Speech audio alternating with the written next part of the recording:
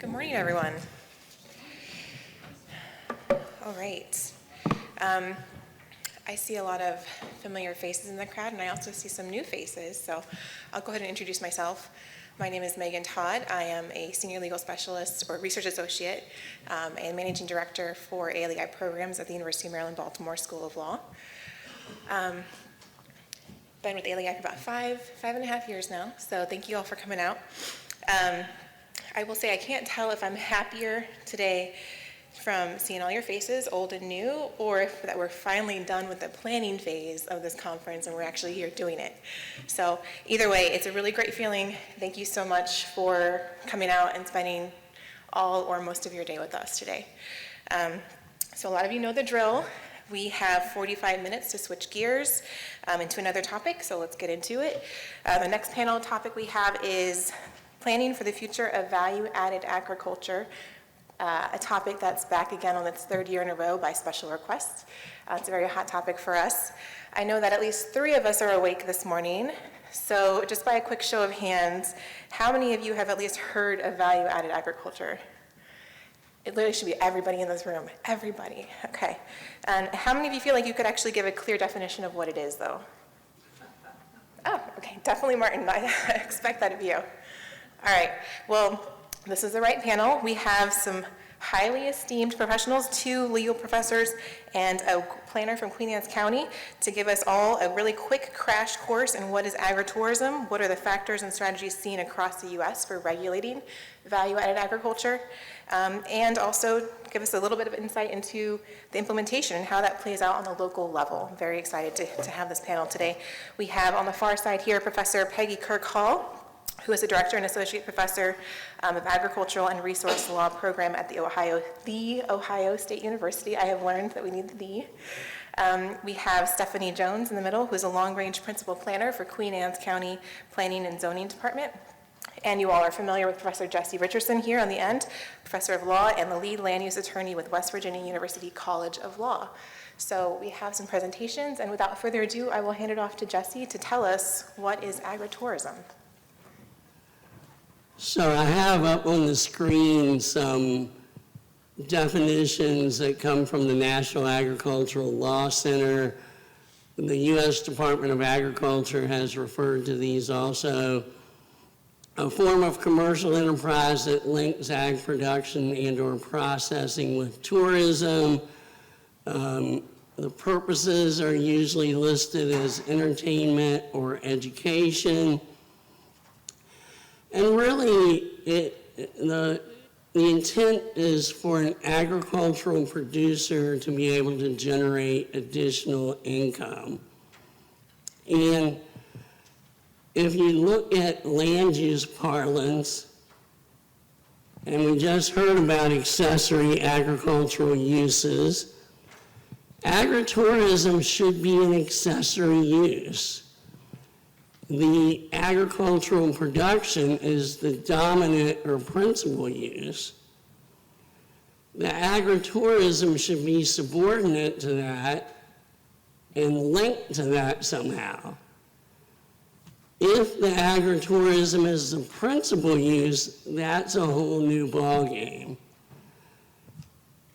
I will say, however, when we say what is agritourism, like when we say agriculture, one answer is it's whatever the state legislature says it is. And in Maryland, the local government can change that in some circumstances. We cannot in West Virginia. It is what the state says it is. And I also suspect that in Maryland, if a local government tried to define agriculture so that it excluded some things that were defined as agriculture at the state level, I don't think that would fly either. So you have to basically listen to the state. So this is the last boring slide that I have. I'm really excited because my slide presentations usually suck. Because what does a lawyer put on a slide? 2 people fighting each other? I don't know. But now I get to say, is this agriculture? It's a corn maze, not only a corn maze, it's a Taylor Swift corn maze. What says agriculture like Taylor Swift? Pumpkin picking patch. Is that agritourism? Petting zoo. Is that agritourism? Now I get controversial. Wine tasting. Is that agritourism? Now I'm going to get really controversial. Kinda. Farm stays. Big deal in Ohio, right? Is that agritourism? I think next one's really controversial. No, not really, guys. Hay rides. That's agritourism, right? Here we go. Haunted house. Agritourism? Or is it only I went to a haunted house recently, it was brilliant. But instead of being scared, I was just like, is this agritourism? I was so focused on that, I didn't even notice all the scary stuff. Is it only agritourism if the zombies used to be farmers? I don't know. Concerts. Very popular. Is it Luke Bryan, or who is it that's going around the country giving farm concerts? Hey, I know my music, don't I? But I'd rather have Taylor Swift do it. Is that agritourism? Big deal in West Virginia. All the farms have bouncy houses. I'm going to reveal my bias. I have no idea what connection bouncy houses have to agriculture. Some people say, what if it's shaped like a farm? I don't know. Baloney. All right, my favorite. When is a wedding agritourism? I jokingly said one time at a presentation, a goat has to be the ring bearer for it to be agritourism. Somebody came up to me afterwards and said, a goat was a ring bearer in my wedding. And apparently it's pretty common. How about if a goat is just a friend of the bride? Is that enough to make it agritourism? And I think the last one would have to be agritourism. What if two goats get married? This is actually an invitation to a wedding between two goats. I think that's agritourism. Weddings are a huge issue. Neighbors hate weddings. I'll turn it over. Oops, you don't need it. How do you follow that? And I was sitting here thinking, in Ohio, or the Ohio, if you like to make fun of us for that, we have had all of those kinds of scenarios come up. And I'm the one, unfortunately, being the public, the free public attorney at Ohio State that gets these questions. And the answer is, well, where we are in Ohio, it depends how you define agriculturally related, because our definition of agritourism says it can be all these kinds of things: entertainment, recreation, cultural, historical, but it's agriculturally related. And so I was looking at each of your pictures, Jesse, trying to think through, okay, what is that relationship? And this is something that not only we in the legal profession, but many of our ag economists, our ag rural sociologists have been dealing with for quite a few years now, is just trying to understand what is this thing that we're calling agritourism, and how do we define it? And then eventually that really important question of what's in and what's out. And so I'm showing you here something that we use or that we've pulled from a couple of those ag economists and sociologists, as they have tried to get some kind of structure around this issue of how do we define agritourism. And that's really important because many of the laws that we now have, of course, tie to agritourism, so we're backtracking and trying to decide, is this ag tourism, does this law apply to this activity?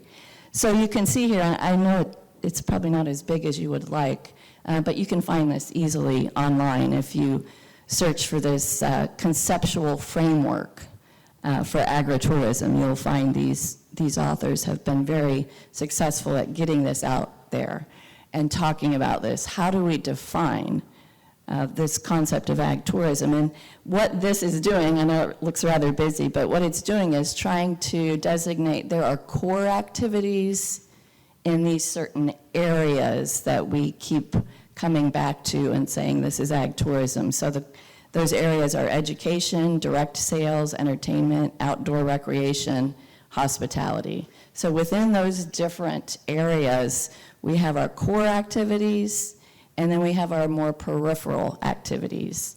And though they don't say it, I think these authors are trying to argue that we should regulate those differently. We should regulate core and peripheral a bit differently. And I think it goes back to the whole issue, Jesse, in zoning. You know, what's the principal use, what's the accessory use, what's primary, what's incidental, and trying to put some framework around those ag tourism type activities and define them that way, and then decide which laws apply to them. But that's a very, very difficult, challenging process that many in my state, and I know you all here in Maryland have struggled with that as well. Just how do we first understand what we're dealing with when we're talking about ag tourism? And I think some of it goes back to, well, what's the original intent here? Why do we have these laws? And if you look historically in many states, the intent is to protect that industry. And so I've given here, whoops, I think I'm controlling it. I'm not controlling this screen. Who is, there it is, okay. I was controlling it on my computer. Never seen one like that. If we look historically at agritourism laws, and you'll see there at the bottom of the screen, I work a lot with the National Ag Law Center, and I've worked on their agritourism compilation that's available on their website, where we've put together and we try to keep updated all of the state agritourism statutes. And there's only a handful of states now that don't have what we would formally call an ag tourism statute. About 6 states, I think, that have not yet done that. But you can find all of them on our compilation on the National Ag Law Center's site. And just identifying the laws in and of itself is a challenge because there's different terminology used. But if you look at that body of law historically, a lot of them started out with this very clear intent, and that was to protect those producing farmers who wanted to diversify their farms and offer some types of additional activities because I find it interesting. A lot of people hate farmers, but at the same time, they want to go to farms, right? There's a little bit of a strange dynamic there, but people love to visit farms. And so if a farm that's producing either livestock, crops, any of those types of traditional goods that we produce, wants to bring people out and allow them to enjoy that, let's encourage that because that gives them another revenue stream. And so how do we encourage it? We encourage it by giving them liability protection. And that is really the heart. That's the beginning. That's where these ag tourism statutes started, with offering immunity, liability protection, assumption of risk type approach that, hey, please do come out to our farms, but if you do, you're going to assume some of the risk, and our farmer's not going to be liable if you trip and fall or you're harmed while you're out there visiting the farm. So that's where it began, liability protection. But over time, we see other types of purposes embedded within these laws as they've changed, as they've been revised or amended. And so we start to see some of them are really about marketing. If you look at Georgia, for instance, is there anyone here from Georgia? Their law is very marketing oriented, that we're going to try to help market these operations. And so a lot of their provisions will provide those marketing benefits. Then we get into the land use stuff that Jesse and I can talk for hours about. And I think nuisance is kind of thrown in there too. But now we're talking about nuisance protection, zoning protection. Ohio has, I think, probably the strongest zoning exemption in the country for agriculture, and agritourism is now included within that, where it's hands-off agriculture. West Virginia will challenge that. Yeah, but now that I'm hearing, right, what you're saying, in a little bit different way that you're going about it through West Virginia, yes. And by the way, I have to say, I received a text a couple of weeks ago about 11 o'clock at night from Jesse saying, "Do you think a haunted house is agritourism?" He really was thinking about it. And I'm sad that ruined your experience, Jesse. I still had fun. Sometimes we can't take off our lawyer hats. So we go to land use codes and we start looking at certain exemptions for agritourism. And there aren't as many states that do that. Mine is one of them. And boy, does that cause consternation with neighbors and local land use regulators. We have some laws across the country that have looked at food licensing and tried to treat agritourism differently when it comes to those food licensing requirements and give some exemptions, some different processes there. And then finally, I want to talk about property tax treatment, because this one has been the latecomer to this whole ag tourism discussion. A lot of what we've talked about over the years has been, as I said, liability and land use. But more recently, some of those same local governments are looking at these ag tourism operations in my state, and I think you're seeing that here as well, and saying, wait a minute, why are we treating this differently when it comes to property taxes? And all states have differential property tax assessment laws that say we are going to treat agriculture favorably when it comes to property taxation. We're going to reduce, basically, those property taxes that agriculture pays because it's different.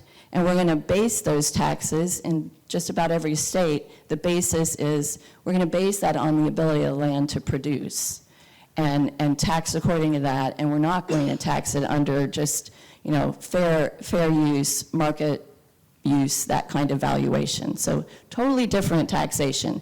In my state, if you have ag land, you're paying about 30 to 40% of what you would pay if it were taxed as commercial land or other types. So it's a significant tax savings to have that property tax treatment.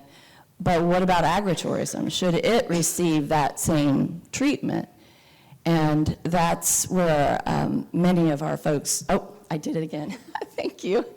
That's where many of our folks are starting to question that definition of agritourism and whether these special treatment laws should apply in regards to property taxes. And I hope you can see this, but there are 7 states right now across the country that do address property taxes for agritourism. And Kansas has done it twice in 2 different statutes that they've addressed. But in all of these cases, there is a state legislative pronouncement that we are going to treat agritourism the same as agriculture for property tax purposes. And I've highlighted for you a couple of different approaches. Those that are in white basically take the approach of, well, if there's ag tourism on that land that already qualifies as ag land for property tax purposes, then we're not going to let that agritourism disqualify that qualification, and that's how my state handles that. Agritourism on the property won't disqualify you from still receiving that differential property tax assessment. The ones in green kind of venture into that, well, wait a minute, let's look at how the ag tourism fits in with the overall ag operation. And you can see that they say, in South Carolina, for instance, well, for property tax purposes, it's still agriculture as long as it's supplemental and incidental to a primary agricultural use. So we start to make that distinction in South Carolina as well as Kansas. In Kansas, if it's incidentally used for agritourism, then we will allow it to receive that property tax benefit. And then you have Florida, which has, I think, the most unique approach here, and I think really gets to this issue of why perhaps we should treat agritourism buildings differently and tax them differently. And that's what they're doing in Florida. They're saying, okay, agritourism doesn't deny that qualification for property tax assessment as agriculture for the land, but we're going to look at the building. And with the buildings, we're going to go ahead and assess the buildings at their just value and keep the land at the ag value. So two different things that go into the formula in Florida for property taxation of agritourism operations. The reason I say I think that makes sense is in my state, you will find, $1 million barns being built to have goat weddings, Jesse, high dollar buildings going on to these agritourism operations, and a lot of those local governments saying, wait a minute, why aren't we treating this as commercial? Why are we giving them this property tax benefit of being deemed agriculture? And so it's becoming an issue. Our legislature has not necessarily dealt with that. Let's pull the buildings out, let's pull the restaurants, all these really improved structures out and tax them differently.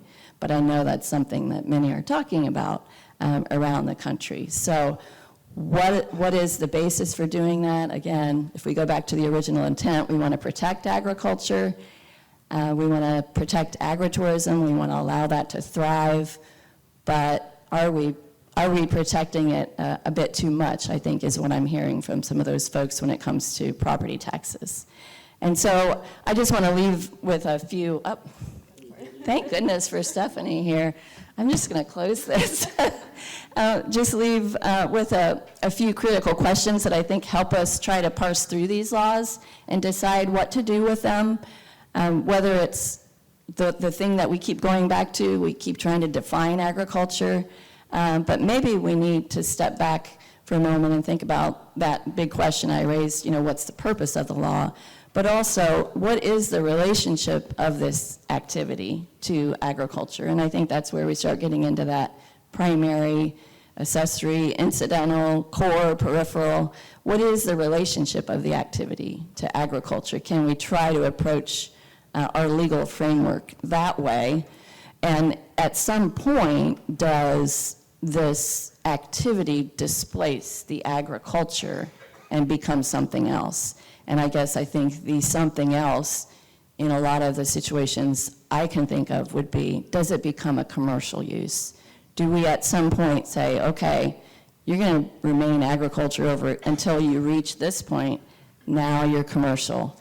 And are we willing to take that step? I think in my state, our agricultural commodity groups, interest groups, Farm Bureau would probably be opposed to that. But that's the question that I'm hearing a lot of our regulators and our legislators and our local leaders raise is, this looks like commercial to me. It doesn't look like agriculture anymore. So what is that relationship to what we consider traditional production agriculture? And then second, I think scale begins to play a very important role in this. What is the scale of that activity? I know many farms in Ohio now that started out as traditional grain or livestock operations or a specialty crop operation, where now their agritourism revenue far exceeds their production revenue. And so the scale of what they're doing has just exploded.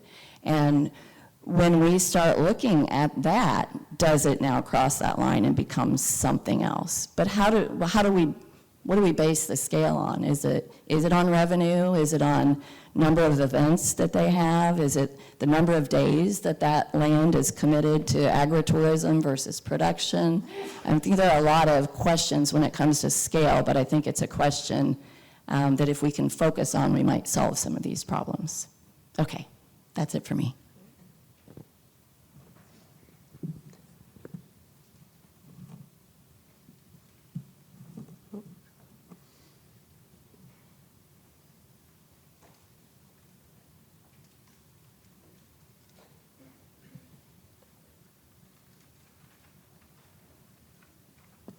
All right, good morning. Thank you for letting me speak this morning. I'm going to bring it back down to the local level here in Maryland.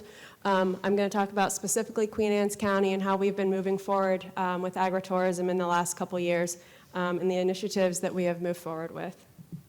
So really, some of you have probably been to Queen Anne's County. Some of you probably maybe have never been. So I just want to give some overall characteristics of it. It's about 500 miles of waterfront, roughly a population of about 50,000. Our population is mostly dense there on the Kent Island area.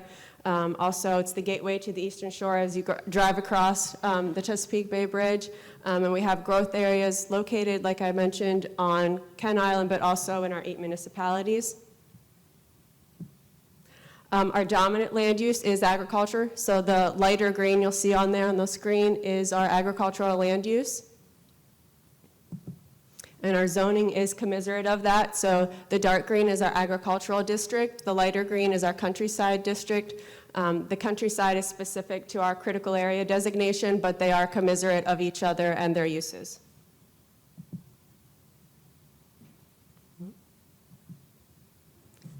Okay, so what is agriculture in Queen Anne's County? Recently, through a study that we have done, which I'll talk about a little more, it was noted that there's 505 farms. The size of the farm has decreased, but the number obviously has increased. The largest commodity is grain. Mostly you'll see corn and soybeans in Queen Anne's County. The number of poultry farms have increased, and then as far as agritourism, the number of those agritourism farm-related uses have increased since 2017. And there's 2 wineries and 2 farm breweries. So I'm sorry for all the text, but otherwise I really can't show you what these definitions are, so I have the boring slides. Agriculture is basically defined in our code, but agritourism itself is broke up into mainly 2 separate definitions. Agriculture, and you'll see in green, those are the uses that are mostly applicable to agritourism, so agriculture and agricultural support. So right now that is how our code is written. Like I said, I'll continue on about our study, but I just wanted to show that although the state does have their definition, each county's, like mentioned before, do have their own definitions. Some utilize the state definition, and others are like Queen Anne's and have it separate. Also, we have a definition for a winery and farm brewery, and then a farmer's market and a country store. So for some of you, I imagine most of you know what a comprehensive plan is, but I'm going to go back to 2022 when we adopted our comprehensive plan. Basically, a comprehensive plan is that 1,000-foot look at the county itself. It's a policy document. All counties in the state of Maryland, any municipalities are required to do so, and this is probably consistent across other states as well, but it looks at what the county's recommendations are for the future, trends, also how we hope to utilize and change our zoning code, as well as looking at the next 10 to 20 years. So how does this shape our future? So basically, like I said, it's a plan for the future. There's includes recommendations, also goals. There's also indications about how our capital improvement projects might be kind of drawn out in the future, and also it includes a chart for our recommendations and strategies.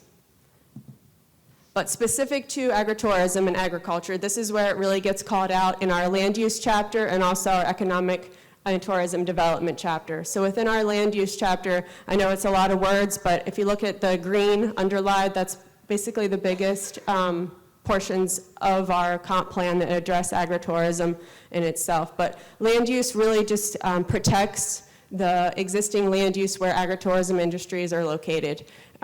Basically for growth management, we want to see all growth occur in our growth areas, not within the countryside and the rural areas. I know this one's a really busy one, but on the left-hand side, it talks about our priority preservation areas. In 2006, Maryland basically required all counties to designate a PPA. These are basically usually included in your comprehensive plan, but what that PPA does, it designates the counties to receive funding for preservation of farmland, but also it protects that farmland, like I mentioned, where these agritourism businesses are located. The point in the center there talks about how we need to look at the uses that are permitted in our agricultural and countryside zoning districts and basically support the increase of agritourism in those districts. On the right-hand side, it talks about the future of agritourism, how it's important, and how agricultural and agritourism can be supportive of the agricultural industry itself. So when we go to the economic and development tourism chapter, and I really want to make a point that in our most recent 2010 comp plan, the agritourism really wasn't mentioned. It was agriculture, but not agritourism. So this was one portion of our big update of our comprehensive plan. But in the economic development and tourism chapter, it does talk about how, although we have our commercial industries and our, all other maritime and industrial, we have agritourism and agriculture as well.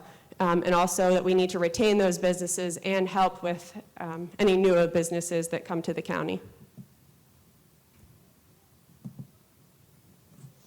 All right, so this one basically talks about how the county can grow as an economic sector because of agritourism, and also how we have the potential to expand that industry within the county. And this is really probably the most important piece out of all mentions of agritourism in our code, but basically it talks about how there's licensing and permitting and zoning requirements for agritourism, but also talks about the challenges and existing challenges that are within the county and also the state. You're looking at county regulations, you're looking at state regulations, how do they intermingle with each other, looking at health department regulations. But basically what it says is we need to update our code, make sure it's realistic for everyone. And this is a goal that's within the economic development chapter, explore opportunities for niche hospitality and tourism industries. And then number 2, under recommendations, develop and promote specifically agritourism and make sure that it's a working industry for those stakeholders.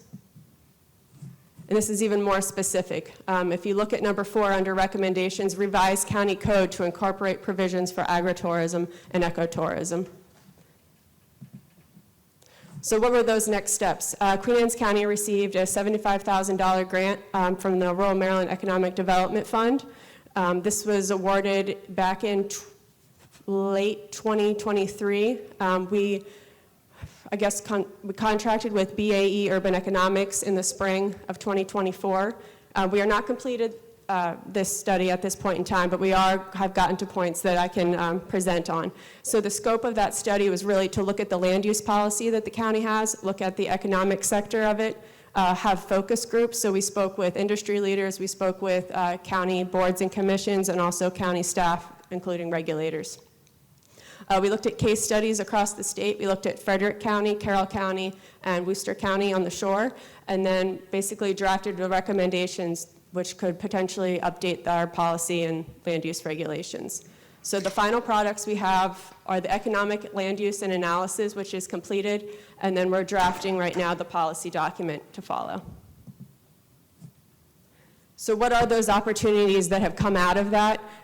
Basically to hire someone to work within the county, basically to direct agritourism businesses and agribusiness itself, also for that person to work with the zoning and all other regulatory officials, but specifically for them to be housed in the economic and development department.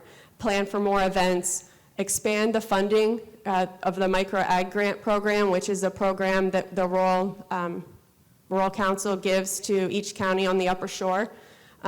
Also to expand the reach of Annie's Project, which is a project that is through the Extension Office. It seems like there's been an increase in the number of participants in that, but also to, Annie's Project, sorry, I can't see this very well. But more specific to zoning, we really need to look at our definitions, kind of like I already indicated. Our agritourism uses are kind of spread out throughout our code. On the right-hand side there is Maryland's definition. I know it's a little hard to see, but really we need to include a definition of strictly just agritourism in our code. That way it aligns with the state code. And then for land use opportunities, we basically need to look at our agricultural definition and allow it to be just the bona fide agriculture in itself. Address agritourism and how there might be changes over time. Obviously, since agritourism has really come to light, it's changed over the years. We needed our definition to be kind of like a working definition that could move forward. We need to update our farm alcohol producers. We do not have a distillery use permitted in the county at this point in time, but also we need to be sure that our definitions and code are consistent with the state and not any more restrictive. Also, as we talked about, all those weddings, we have a special events use. It's a conditional use right now, which is an approval by the Board of Appeals. There are some, with the conditional use, there's a limit on the number of days in which you can have a special event on the property, but with that comes along other restrictions. We need to look at, in order for the special events, to maybe look at a lesser of a use. Basically, for example, it'd be a permitted use if you only want to have 6 events, but if you want to have 20 or 25, it needs to be a conditional use. So what are those final steps? We need to complete that agritourism study and the policy document, fold those into our code, and as the state of Maryland requires, any updates to your zoning code need to be consistent with your comprehensive plan, which I kind of outlaid to show you how our code and our comprehensive plan has been updated to support agritourism. So that's all.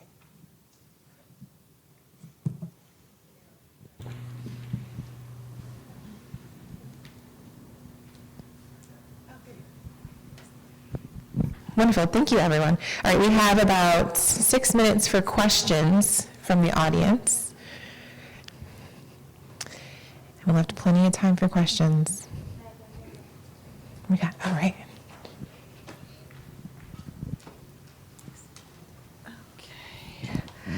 I'm wondering if you can comment on the liability implications or other implications if the agritourism venture is also a nonprofit.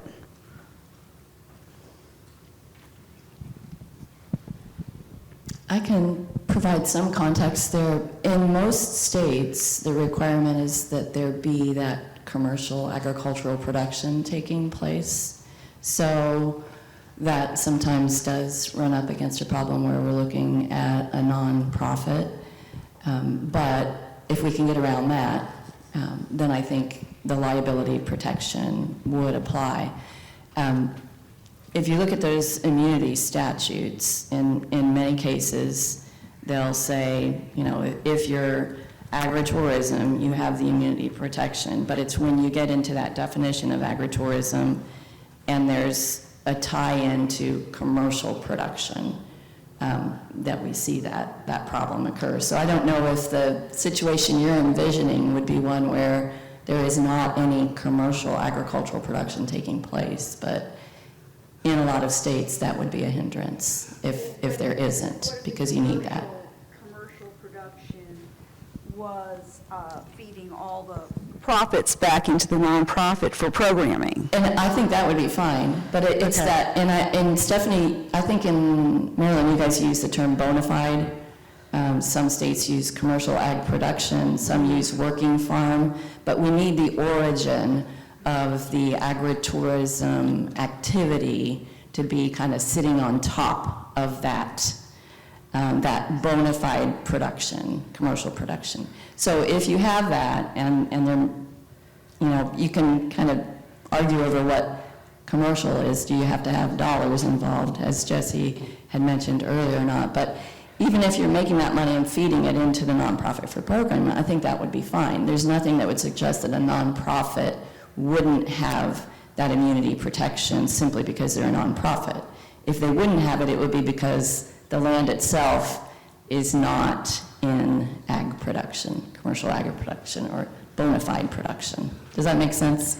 Yes, thank you. Nonprofits also have some type of liability protection as a nonprofit, but I think whether you fall under the Agritourism Liability Act or whether you're a nonprofit, whatever, the important thing is to have liability insurance that covers your activity, because courts don't like these liability acts, and I've seen producers and agritourism operators who say, yay, Agritourism Liability Act, no more liability insurance for me. Bad idea.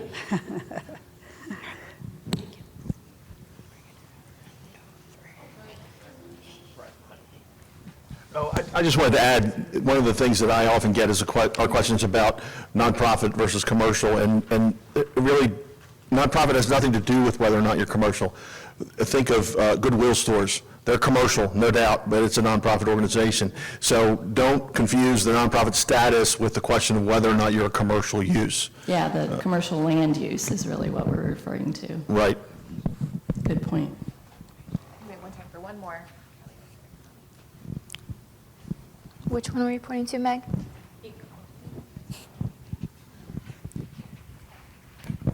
Hi, I'm Kelly Dudek with Cultivate and Craft. We work with value-added agriculture. And I wanted to push a little bit on the agriculture versus commercial. I actually was working in Ohio 20 years ago when the Pre-Gold Creamery case came up, which is the first time I really started to question the commercial versus agriculture. I think we're finding today that we're starting to say agriculture is commercial. We're trying to change people's mindsets a little bit about it, because there seems to be this, if you're turning a profit, you're no longer agriculture, you're commercial, and that's not the case. Our farmers need to turn a profit. So my question is, do you all see a danger in that narrative, or perhaps progress if we start to talk about it differently that way? I want to start on that. Yeah, I don't see a danger in it, except there is a group of people out there, I think, who believe that agriculture is a cute little bunny rabbit. And it's not, but you get a lot of preferential treatment because they think you're a cute little bunny rabbit. But yeah, I agree with you, and I don't think that should be a problem. If you don't make a profit, you're not going to be around very long. Right, and when I raise the question of does it become a commercial use, I'm really thinking of that from a land use perspective. Should it be treated from a land use, a building code, a fire code perspective as a commercial use?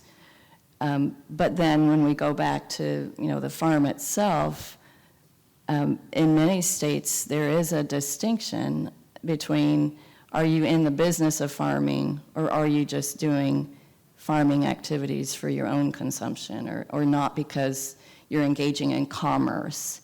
So I guess to me maybe that's the question. Is that operation trying to engage in commerce and in the business of farming and trying to make a living from farming? That's one thing.